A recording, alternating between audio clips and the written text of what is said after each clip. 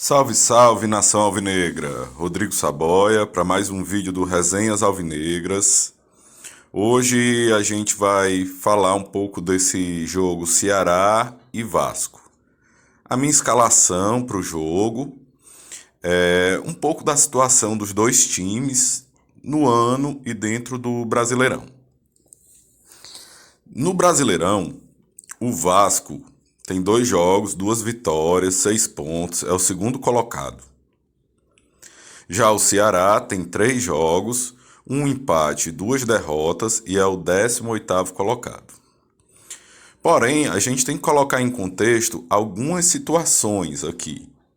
Primeiro, o Vasco ele estava treinando, encontrando a melhor formação, não perdeu muitos jogadores e alguns jogadores que foram contratados e que entraram bem, que deram um encaixe, assim, uma ligação bem legal para o técnico Ramon.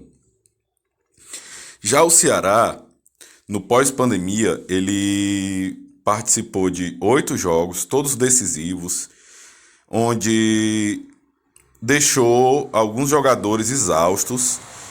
No início do Brasileirão, nós não conseguimos repetir formações. Fomos campeão da Copa do Nordeste. O primeiro jogo foi contra o Sport, lá. Era um jogo que eu considero como um jogo chave, que é um clube que disputa mais ou menos por aquilo que o Ceará também pretende fazer dentro do Brasileirão. Mas também era um jogo que a gente estava na ressaca da Copa do Nordeste. Então, temos aí assim não vou dizer assim uma justificativa, mas uma explicação, certo? Porque explica, mas não justifica.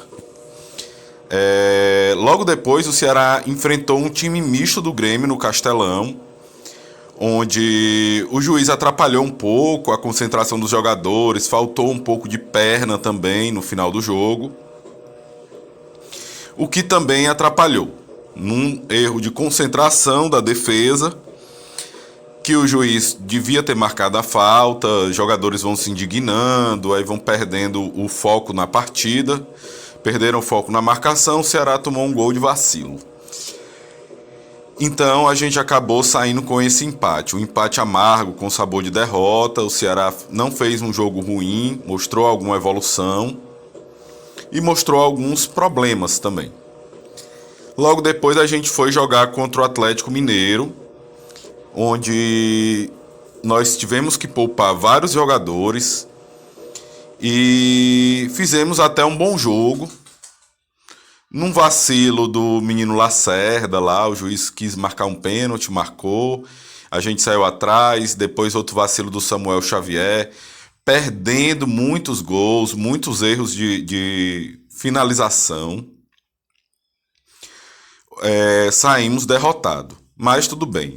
Perdemos fora de casa contra um time que tem um investimento milionário e que é postulante a ser campeão, hoje líder do Campeonato Brasileiro. Então tá na conta. Esse jogo agora contra o Vasco, gente, só explicar pra vocês, pra mim, certo? Fora Internacional, Grêmio, Flamengo e Atlético Mineiro, todos os times estão praticamente assim no mesmo nível. Com alguma vantagem para um time ou outro que tem uma peça ou outra assim que desequilibra.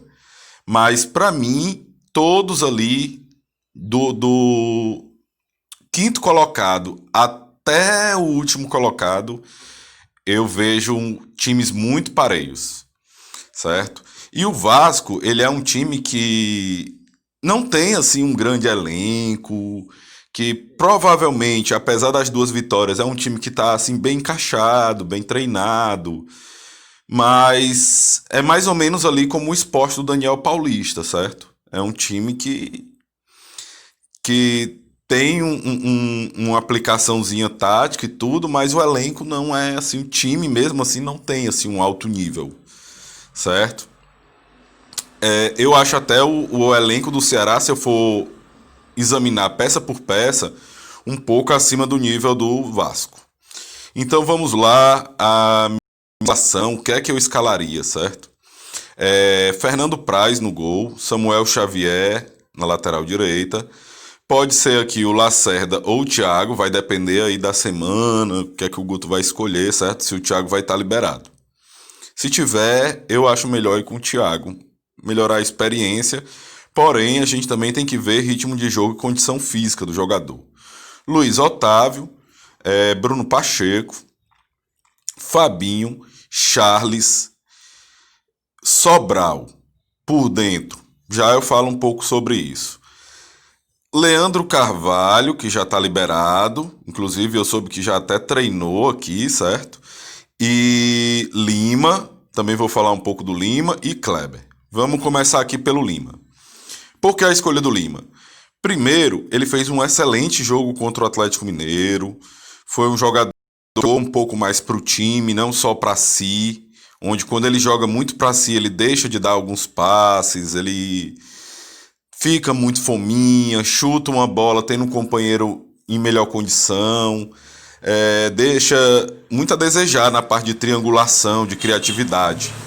Então, mas nesse jogo eu acho que ele fez por merecer ter uma vaga e é um jogador que tem essa força para também voltar, fazer um vai e vem, recompor o meio campo, fazer uma cobertura. Então, eu acho que com um pouco de conversa do Guto, um pouco de treinamento, ele pode sim desenvolver e ele faz essa ponta esquerda bem.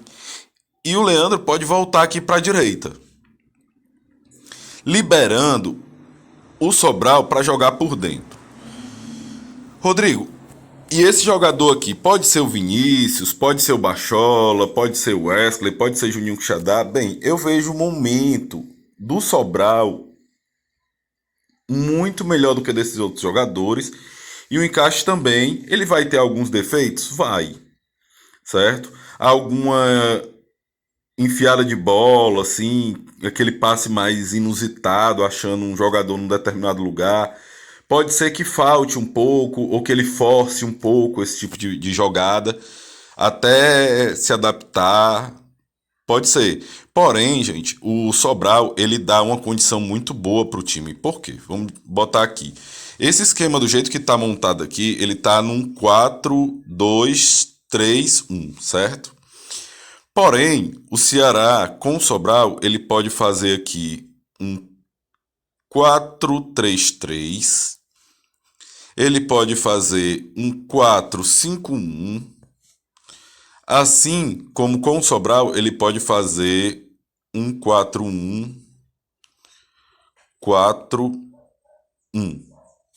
Certo? Que é um esquema que eu percebo que o Guto tem feito.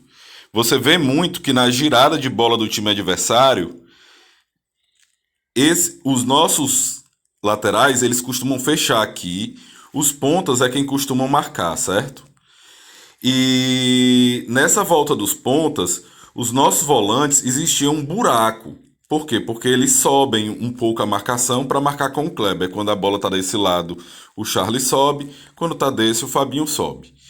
Então, com o Sobral no meio, o que é que pode acontecer aqui? O Sobral vem fechar quando um dos nossos volantes sobe. E isso facilita, inclusive, na roubada de bola e uma subida mais rápida, porque o Sobral ele tem esse giro e essa chegada rápida, essa condução de bola rápida. Fora isso, gente, onde a gente pode ganhar muito nesse quesito aqui é que o Sobral, estando por dentro, o Vinícius, por exemplo, ele joga muito próximo do Kleber. E acaba ficando aquele buraco aqui atrás dos nossos volantes. Fora isso, ele não é um jogador que flutua muito. Então, quando ele não flutua muito, os nossos pontas eles ficam sem aquele jogador, porque os nossos laterais não passam tanto, os nossos volantes não se apresentam tanto, certo? Então, com o Sobral ele pode flutuar mais. E o outro detalhe é que o Vinícius ele fica muito preso aqui e existe um buraco na criatividade da gente. Esse jogador que traz a bola da defesa para o ataque. Nós não temos, então o Sobral também pode fazer isso. Eu vejo ele numa condição melhor de fazer isso. Isso vai dar uma maior liberdade para os nossos volantes subirem, para os nossos laterais subirem. Então, assim, vai nos dar uma condição de variação tática muito maior do que com o Bachola ou Vinícius ali no meio. Então, galera, esse é o jogo-chave, é um jogo que o Ceará precisa ganhar, é um jogo que vai dizer um pouco das pretensões do Ceará no restante do ano. Eu acredito que algumas peças aí estão sendo liberadas para jogar, que o time vai estar mais fortalecido, e esse é o time que eu vejo, certo? Se vocês gostaram, curte aí. Se não concordar com alguma coisa, pode comentar. A gente tenta fazer o melhor debate aqui, beleza? Valeu, nação!